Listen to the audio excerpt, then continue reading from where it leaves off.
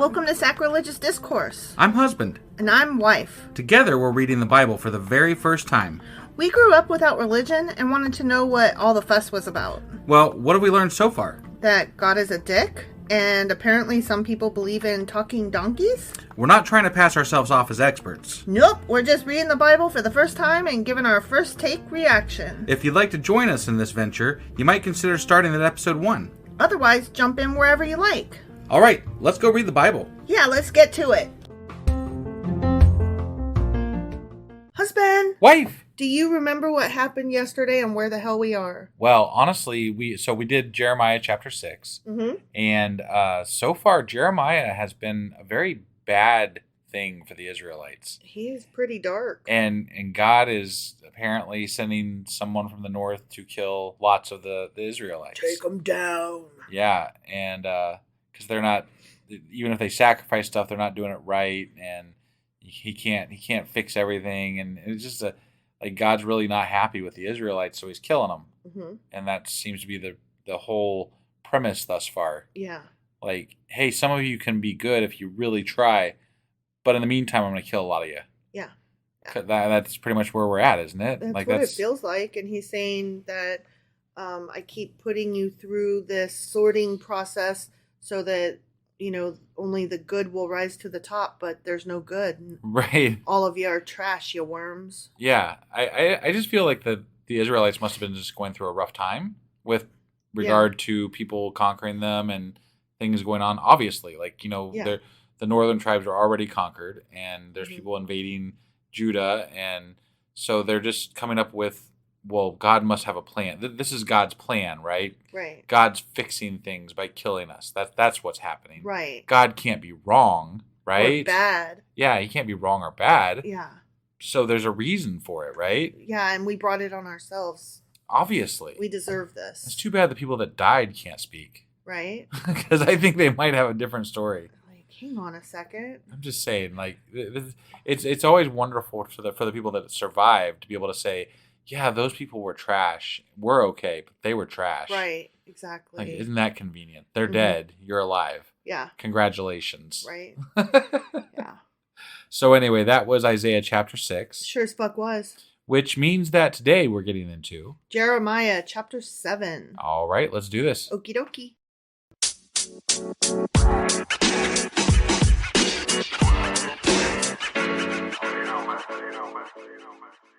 All right, we are jumping into not Isaiah, Jeremiah chapter 7.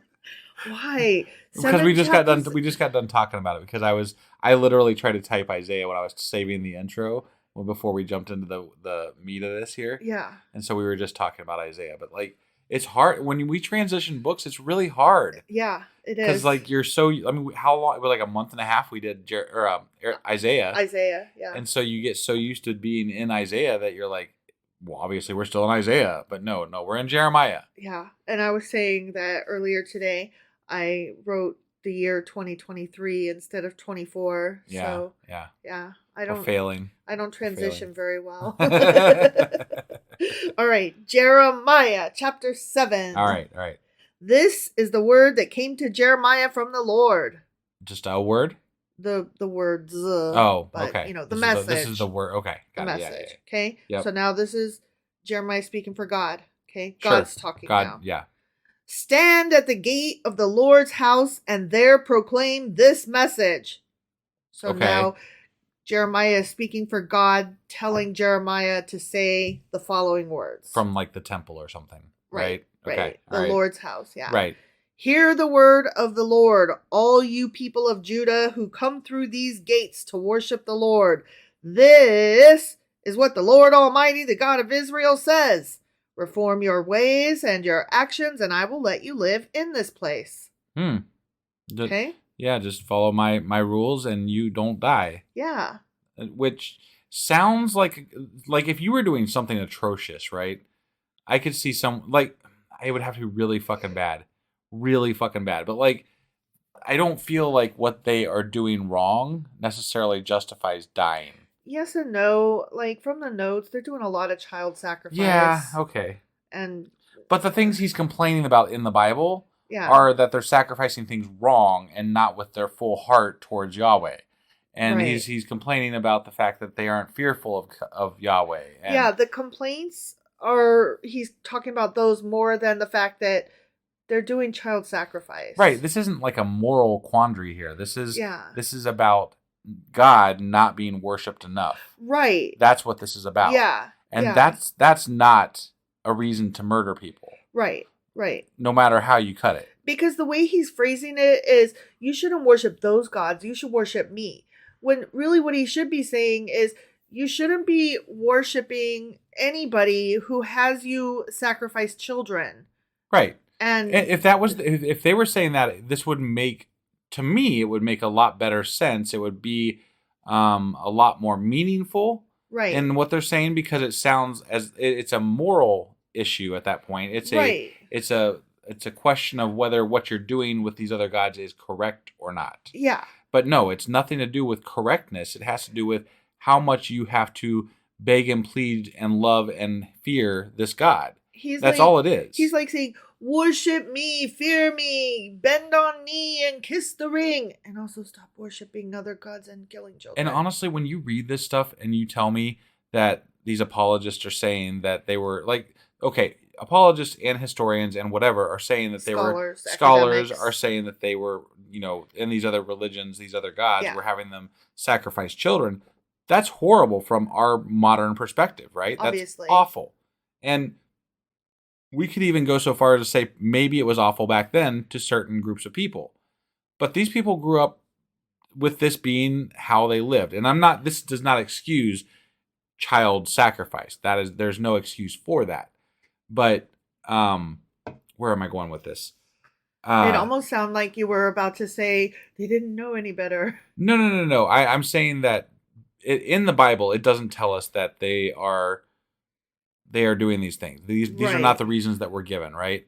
So the historians, the scholars, the apologists especially, are finding these other reasons in history and using them as a reason possibly as to why it's okay. I'm going to push back on that. Okay, all right. I'm going to push back on that because the apologists, yes, they are bending all the truths and looking for reasons.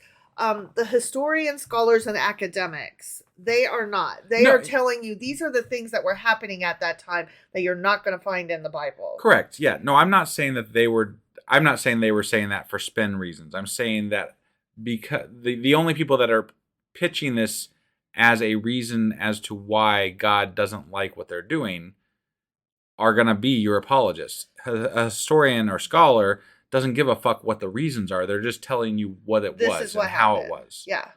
The ones that are telling you this is why God didn't like it. Right. That's not in the Bible. Right. That is them spinning the fact that these things happened into a reason why. It's apologists using the work of historians and scholars to interpret the Bible in such a way as that it fits their mold. Yeah. And that's what you protest. That's what I protest. Okay. Sorry. I wasn't following and just wanted to clarify. Yeah, no, I mean, I was going to get there eventually, but it would have been, Got it. Okay. Yeah. The apologists suck. Ultimately. Always. Yeah.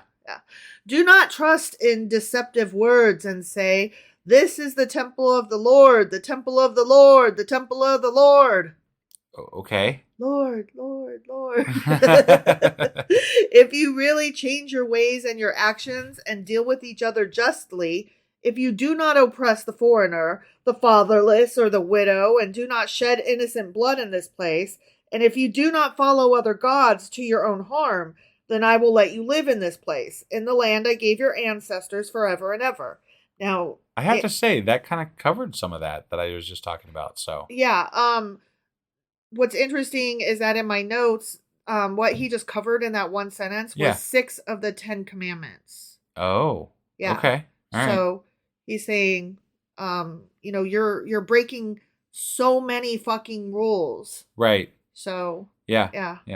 But look, you are trusting in deceptive words that are worthless. Will you steal and commit murder, commit adultery and perjury, burn incense to Baal, and follow other gods you have not known? See, he's covering Yeah. more Ten Commandments stuff. Yeah. And then come and stand before me in this house, which bears my name, and say, we are safe to do all these detestable things. Has this house, which bears my name, become a den of robbers to you? But I have been watching, declares the Lord. So also something that's interesting, den of robbers. Yeah. Is a phrase that we will hear again in the New Testament. Oh, just okay. letting you know. All right. Well, I mean, from my understanding, these latter prophets, the New Testament steals heavily from these books. Yes. And utilizes it heavily. Indeed. What we'll hear is not den of robbers, den of thieves is the phrase that's normally used. Sure. But we're reading a translation that changed the wording. Right. Go now to the place in Shiloh where I first made a dwelling for my name, and see what I did to it because of the wickedness of my people Israel. While you were doing all these things, declares the Lord, I spoke to you again and again, but you did not listen. I called you, but you did not answer. Therefore, what I did to Shiloh, I will now do to the house that bears my name, the temple you trust in, the place I gave to you and your ancestors. I will thrust you from my presence, just as I did all your fellow Israelites, the people of Ephraim. So you saw what I did over there. It's about to happen to you here. Yep. Unless y'all get in line real quick. And you're about out of time. Right. Yeah. So do not pray for this people, nor offer any plea or petition for them. Do not plead with me, for I will not listen to you. Do you not see what they are doing in the towns of Judah and in the streets of Jerusalem? The children gather wood, the fathers light the fire, and the women knead the dough and make cakes to offer to the Queen of Heaven. They pour out drink offerings to other gods to arouse my anger.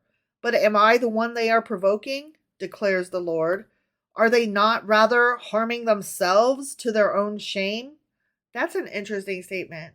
He's saying, you're being idiots, but you're not hurting me so much as you're hurting yourselves. But that's the first time he said that, because up till now, he's been like, you're hurting me. I mean, that's kind of how I feel about religion in general. And especially with so nowadays they call it tithing, right? You give 10% of your income to the church to whatever, appease God, pay your fucking pastor, whatever the fuck you're doing it for.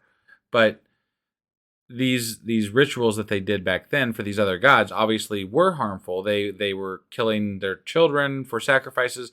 They were giving up food that they maybe couldn't afford to give up for sacrifices. They were doing things that did harm them, but that includes for Yahweh. Yeah. They weren't sacrificing children for Yahweh, but they were giving up food. They came close if you take they did come close. Jacob and Isaac. Right. But they are giving up things that maybe they can't afford to give up. We're talking about a time when things were rough, and they have to give up. Food was scarce. And they're giving these things up to quote unquote God to appease this God. So the way I have always viewed, and today with the 10% tithing, we're going through some rough times in America, not everybody can afford to give 10% of their earnings for any reason, let alone a church. But the church pushes for this because it's, not required, but encouraged. Highly. We're in an undeclared recession. And maybe. It depends on who you ask and how it's defined. Sure. The millennials and Gen Z are more than ever having to stay living at home. So we're talking about 20 and 30-year-olds that are still living at home with their parents because they can't afford to buy a house, much less, do things, go on vacation and stuff. Right. So, it is a recession, even if it's not been declared such. Sure. So anyway, therefore, this is what the sovereign Lord says. My anger and my wrath will be poured out on this place, on man and beast, on the trees of the field, and on the crops of your land, and it will burn and not be quenched. Good times. It's like he's trading evil for evil. Yeah. Yeah. I hear what you're saying, but man, you got it so wrong. Well, and just in these last, I don't remember if it was Jeremiah or if it was the this or if it was the last book in Isaiah, but like between the book that we're currently reading in Isaiah, God has come across as very like almost Satanishy evil. Yeah. Like he's just very mean. Relishing in his murder of his own people. Yeah. Like he almost enjoys it sometimes. Yeah. And I'm like, whoa, man. Yeah. Like chill. Like you're not supposed to get off on this guy. Right. Okay, so we're in a new section now. Okay. Yep. This is what the Lord Almighty, the God of Israel, says. Go ahead, add your burnt offerings to your other sacrifices and eat the meat yourselves. For when I brought your ancestors out of Egypt and spoke to them, I did not just give them commands about burnt offerings and sacrifices, but I gave them this command. Obey me, and I will be your God, and you will be my people. He's like, you're forgetting some of the demands that I made. Right. I mean, there was a long list of demands, though. It really was. Like, it went on for a long time. And it was several generations ago, too. And honestly, when somebody gives you that many, like, micromanagement points, you tend to forget the overarching message because you're like, God, I got to do all these things, you know? I mean, just think about, like, when you're at work and your boss comes in and gives you this list. You only do whatever you're not going to get in trouble for. You know? Right. You're gonna like follow the rules only to the point at which you're not gonna get punished for not having done the rest. Well, and there's two ways to encourage people to do things correctly. There's the way where you inspire people to want to be part of what you are doing. Right? That's the best way to manage, in my opinion. Of course. But then there's micromanagement. Then there's more than two ways, but I mean, these are the two I'm talking about. What it comes down but to, the micromanagement just loses you don't have that inspiration. You don't have that oomph behind that message that the manager is trying to convey. You're just literally following a fucking list of things to do, and you're like, oh, I guess I'm done now. Okay. Right. And there's no enthusiasm behind it. Right. There are managers that can inspire you to care about your job and want to do your job because you are building something not just for them, but for yourself. Right. You know, there are ways to make it sound better.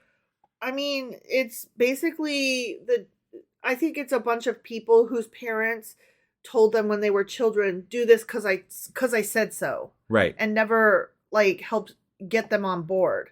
Like that's power tripping. That's the style that they bring to their management. They come in and they're like, you don't need to worry about the details. Just fucking do what I say because I'm the boss and you're the child. I mean, employee. Right. Well, and the problem is that most people don't really know how to lead. And I would include God in that list. Yes, definitely. God does not know how to fucking lead. Definitely. He is leading incorrectly. Yeah. If you come in with a power trippy, bullshitty, because I said so attitude, I will do the bare minimum because I don't care. You have not given me a reason to care. But if you come in and you know, like if I ask questions and you explain, oh, well, I could see why you would think this, but in the bigger picture, you know, it harms X, Y, and Z, right? And blah, blah, blah. Then, you know, if you get my enthusiasm, I will work all the extra hours. Yeah. I will come in on my off time. I will, you know, not have to be asked to take the trash out. Yeah. You know, that kind of thing. Like, it make me care about the cause. And I'm almost certain he doesn't know who moved his cheese. He does not know the color of his fucking parachute. I can tell you that. All right, he says, walk in obedience to all I command you, that it may go well with you. Yeah, there it is. Right. Just do what I fucking said, because I said so. Yeah. But they did not listen or pay attention. Instead, they followed the stubborn inclinations of their evil hearts. They went backward and not forward. I don't like the idea that like God keeps referring to us as though like, and this is got to do with original sin and everything like that too, as far as how religion kind of pitches this. But I don't like the idea that people are inherently evil. Right. Like that is such a shit way to talk to people, right? Like you were inherently evil, and the only reason you can rise above that is because you fear and worship a God. And I might fuck that. I might allow you. I might say you have good in you, even though you're a piece of shit that was born evil. Yeah. I found a kernel of good in you. I gotta be honest. When somebody tells me that the only reason And it does happen. People tell me that the only reason they're good is God, is their God, their religion. That terrifies me. That is scary shit. Because I'm like, that can't be all that's that can't be it. You have to have more than that. You have to believe it. You have to believe that you are a good person inside. It starts with you. Right. You have to be the good person. Right. And it has nothing to do with religion. Right. And it has nothing to do with actually the what everybody says is right and wrong. It has to do with your own moral compass that you have developed for yourself and sticking to that. Right. That is what is important in my view. Well, I've had people ask me, how do you keep from, going out and murdering people if you don't believe in God? Right. And I'm like, the fact that you have to ask that is horrifying. But okay, let's play that game. Okay.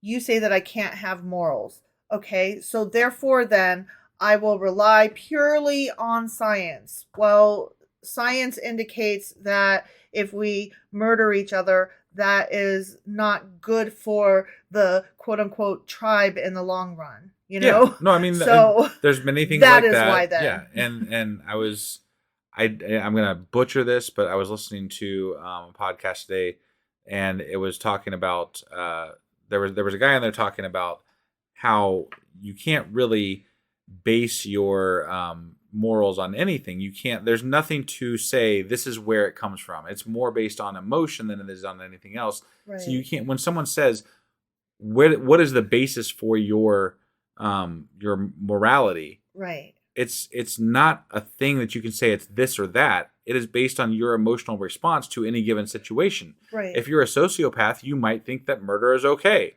Obviously, that is not the consensus in the world, and we have laws that say don't do that. Right. But that doesn't mean that person doesn't feel that that's correct. Right. And that is their own moral compass. And look, that's awful, right? As far as what I am concerned, and you are concerned, and probably most of our listeners are concerned, I hope. I definitely hope that most of you agree that murdering people willy-nilly is totally evil, bad, and wrong. But even that is still based on your emotional response to how to react to that question of good versus evil. Right. Right? It doesn't have anything to do with any other question other than your emotional response to it. Right. That is where you base your morals from, is your emotional response to those ideas. Yes and no. I mean, I would say my argument that, and it's bad for the tribe overall, that's a logical No, and there's a whole other statement. argument that I've read that is based on historical morality or evolutionary morality. Right. And that's what I'm leaning into. Sure. Like if you are going to say that I'm not allowed to have an emotional response because I don't believe in God, and that would be the only emotional response that they will allow, okay, then I guess I'll give you the evolutionary scientific reason that I don't go out and fucking kill people, okay? Right. I'm not allowed to have my own moral compass that says that because you religious people have taken that from me. Fine. Here's why. There's a logical reason not to, on top of your stupid, whiny baby, God said not to. But the truth is, even when they're telling you that they have a basis for their morality, it's based on their idea of what God is and their feelings about what God is. It has nothing to do with any facts. There are no facts there. They don't actually have a solid basis of morality because it doesn't actually exist. Right. It's just how they feel about it based on their religious upbringing. Right. Based on the teachings that they were taught. Right. But that's it. That is all there is to it. Sorry, I know we went on and forever about morality, but I mean, it's one of those things that just comes up all the time when you're talking with religious people about that. That's one of the things that gets them bent out of shape. Yeah, in my opinion, I've run across it so many times. It is because they will deny that you have that ability. Right. Because you don't believe in God, you can't possibly have a moral code. Yeah. You can't possibly understand right from wrong. Right. And I'm like, really? Because I'm pretty sure that if you did some research, it's more religious people than not that are out there being pedophiles. Right. Yeah. Well, and that's something that gets shared in the atheist circles all the time. Right. Is how many pastors and priests and things like that are actually getting arrested for pedophilia and different awful crime, embezzlement, just different like moral failings. Yeah. You know? So it's obviously nothing to do with, because these are people that are higher up in their churches and what have you. And they are failing hardcore. Like actively. Yeah, actively. So it's like, tell me more about how I'm not allowed to have a moral code, but you are. Right. Yeah. When your leaders are such trash. Right. But okay. And then they'll find that one atheist that was convicted of a crime. Yeah. And they'll be like, see, they do it too. I'm like, yeah, but we just had 10 pastors yesterday. Let's do the numbers though. Can we play the numbers game? Right. Like, yes, there are assholes in every color and every shade and every inclination, but the numbers do bear out that you guys suck more. It feels that way anyway. I would be willing to bet. I would be willing to bet as well. Yes. Okay. And now that betting is legal in Ohio, we can do that, I guess. Oh my God. Okay, let me go off on a tangent real quick. The fucking commercials that have been just on every single everything.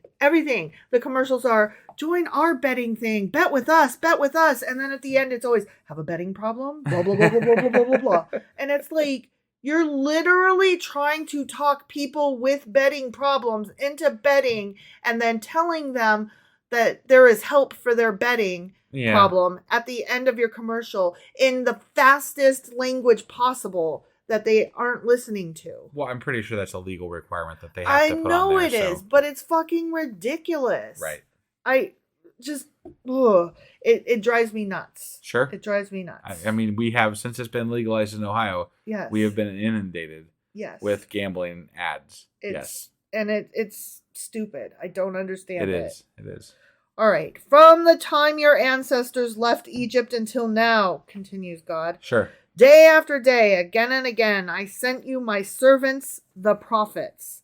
But they did not listen to me or pay attention. They were stiff-necked and did more evil than their ancestors. So the people you sent to talk to them sucked, and you're still mad at the people that had to listen.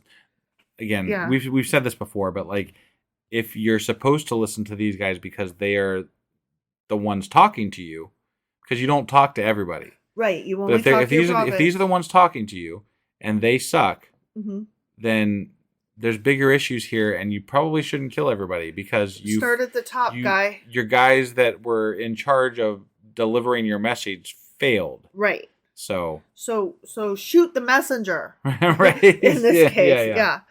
When you tell them all this, they will not listen to you. When you call to them, they will not answer. Therefore, say to them, this is the nation that has not obeyed the Lord its God or responded to correction. Truth has perished. It has vanished from their lips. Cut off your hair and throw it away. Take up a lament on the barren heights, for the Lord has rejected and abandoned this generation that is under his wrath. Okay, I just have to say, cut off your hair and throw it away is a bad idea, because we saw in an episode recently of Star Trek Voyager that you should keep your hair just in case you need to light a fire with it. Oh, yeah, that's right. Captain Janeway cut off some of her beautiful hair Yeah. as fodder for Chakotay to start a fire. Yep. That's true. So don't cut off your hair, guys. You Just might keep need it. Just stuff it in like a bag somewhere. Yeah, you never know when you're going to need some dead hair. Yeah, Yeah. It's true. The people of Judah have done evil in my eyes, declares the Lord. Yes, we know. Right. He told us multiple times.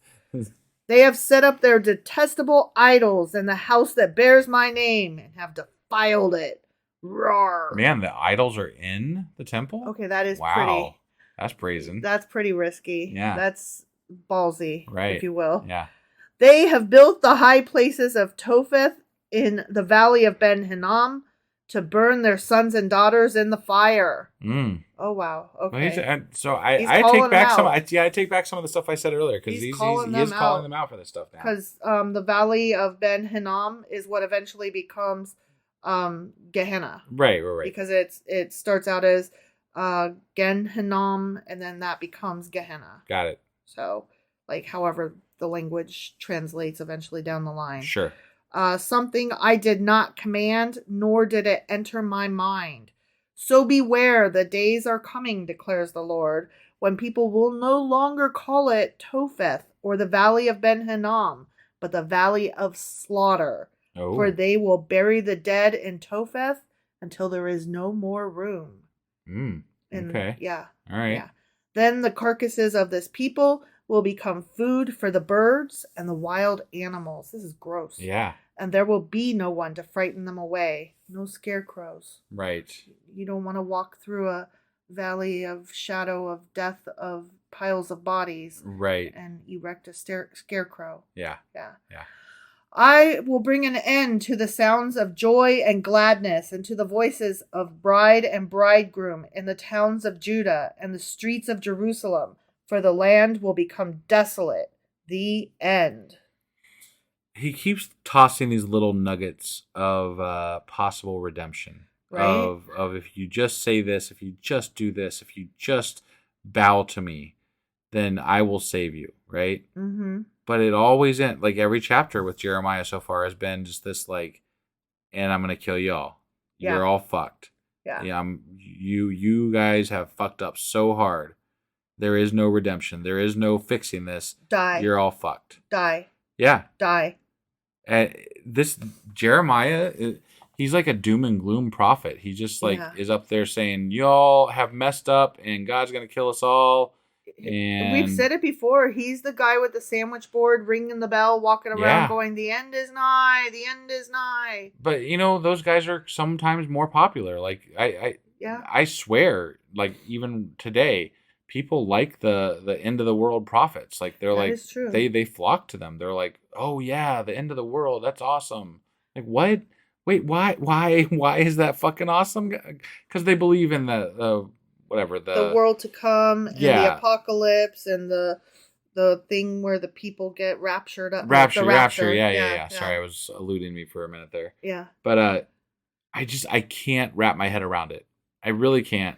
I can a little bit because, like, whenever let's go back to the pandemic. When the pandemic was starting and it was overseas, and I saw it coming. And I was telling you and my sister and all of our family, we need to start stocking up on masks and gloves and hand sanitizer right now. And get some toilet paper too, because this shit is coming here.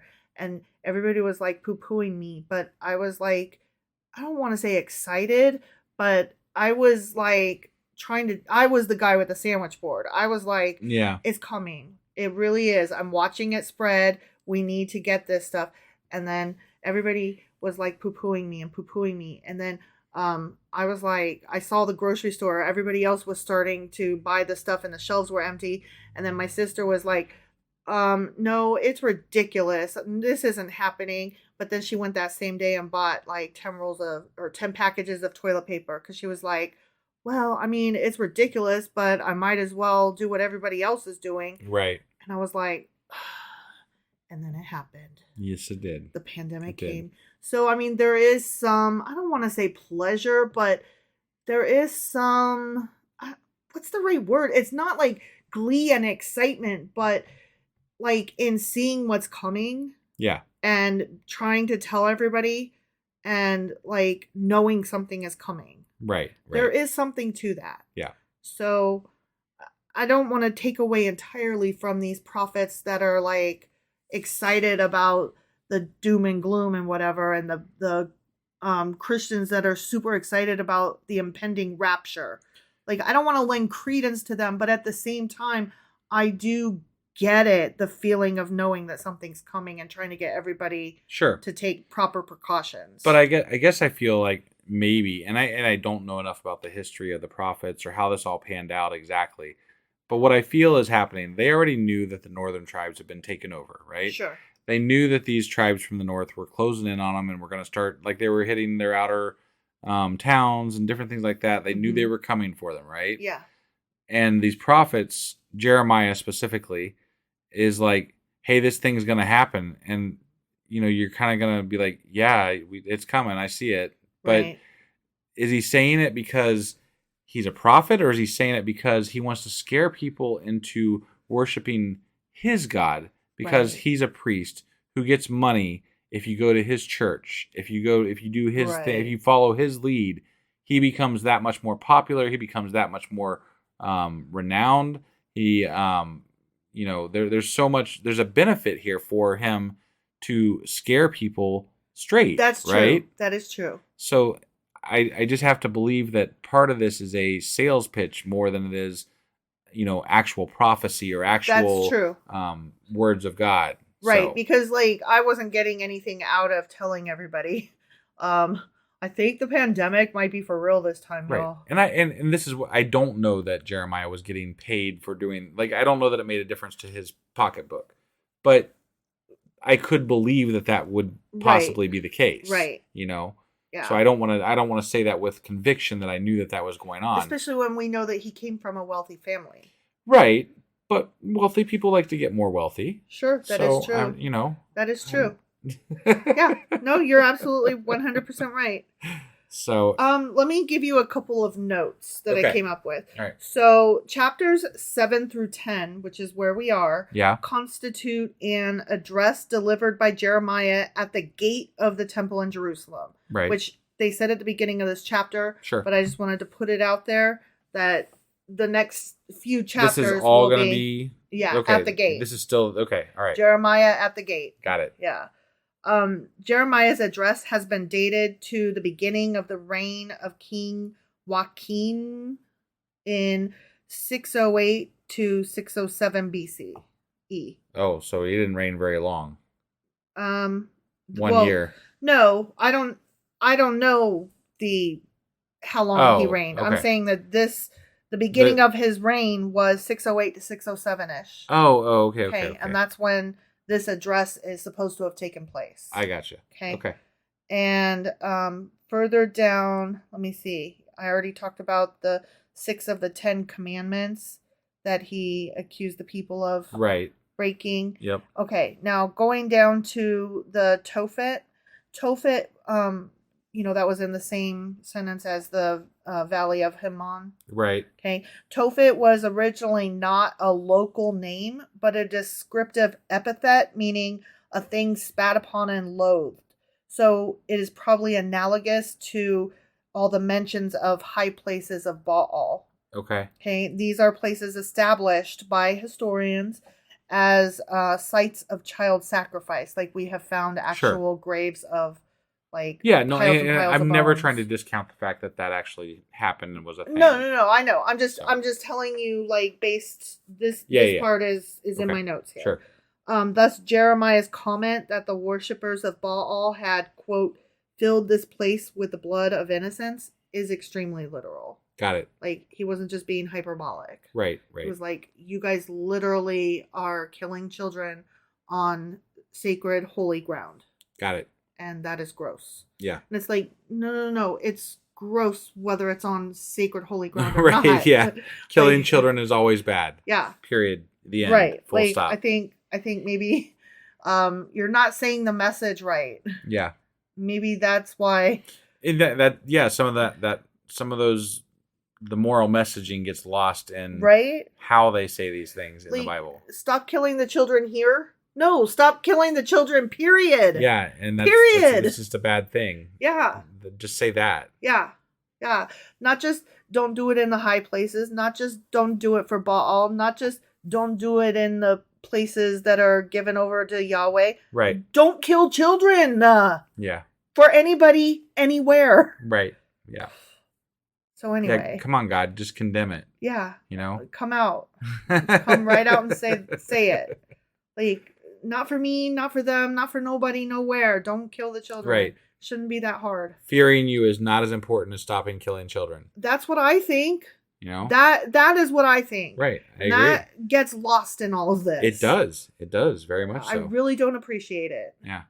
You got any more notes for us, or was that it? That's it. All right. Well, that was Jeremiah chapter 7. Correct. Which means that tomorrow we'll be back with Jeremiah chapter 8. All right. We'll see you guys then. Bye.